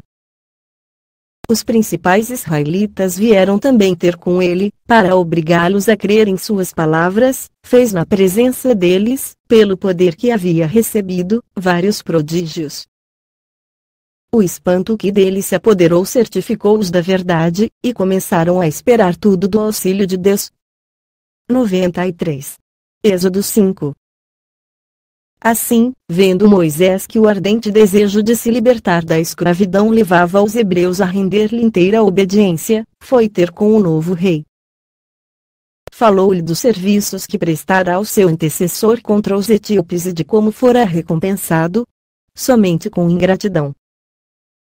Contou-lhe o que Deus lhe dissera no Monte Sinaí e os milagres que ele havia feito para obrigá-lo a dar fé às suas promessas. Suplicou-lhe que não resistisse com incredulidade à vontade daquele soberano Senhor dos Reis.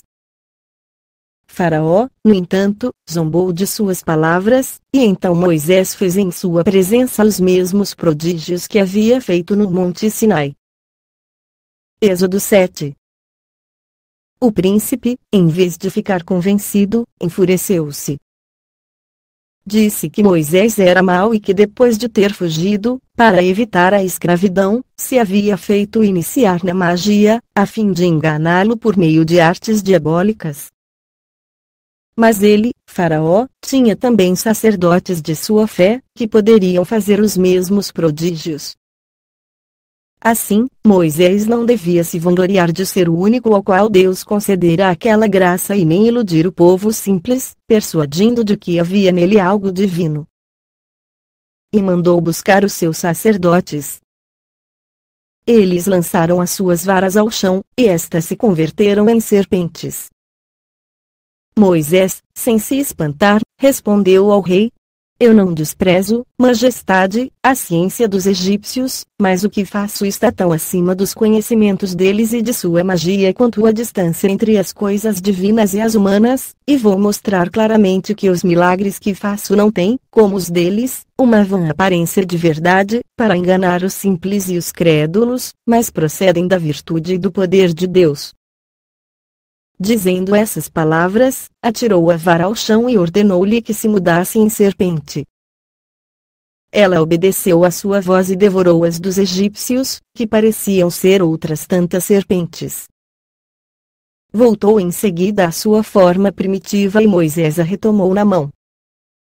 O rei, em vez de admirar tão grande maravilha, irritou-se ainda mais e, depois de ter dito a Moisés que a sua ciência e os seus artifícios seriam inúteis, ordenou ao que tinha direção das obras confiadas aos israelitas que as aumentasse ainda mais. Assim, esse indivíduo mandou retirar a palha que costumava fornecer para os tijolos, de modo que, depois de ter labutado durante todo o dia, tinham de ir procurá-la durante a noite, o que lhes dobrava o trabalho. Êxodo 5. Moisés, sem se incomodar com as ameaças do rei nem se comover com as queixas contínuas dos hebreus, que diziam que todos os esforços dele só estavam servindo para fazê-lo sofrer ainda mais, continuou firme no cumprimento de sua missão. E, como havia empreendido por um ardente desejo de libertá-los, deliberou consegui-la, contra a vontade do rei e contra a opinião deles mesmos. Voltou então a falar ao príncipe, para pedir que os hebreus fossem ao monte Sinai oferecer um sacrifício a Deus, como ele o havia ordenado. Disse que Faraó não se devia opor à vontade do céu, mas que, enquanto Deus lhe era ainda favorável, o seu próprio interesse o obrigava a conceder àquele povo a liberdade que lhe pedia. Se ele se recusasse, só poderia depois acusar a si mesmo de ser a causa da própria desgraça, pois atrairia sobre si, por sua desobediência, toda sorte de castigos. Ver-se-ia sem filhos. O ar, a terra e todos os outros elementos ser-lhe-iam contrários e tornar-se-iam ministros da vingança divina. E, por fim, os hebreus não deixariam de sair de seu reino. Ainda que ele não quisesse consentir, e os egípcios não evitariam o castigo de sua obstinação. 94. As palavras de Moisés não fizeram impressão no espírito do rei, e os egípcios foram amargurados por toda a espécie de males.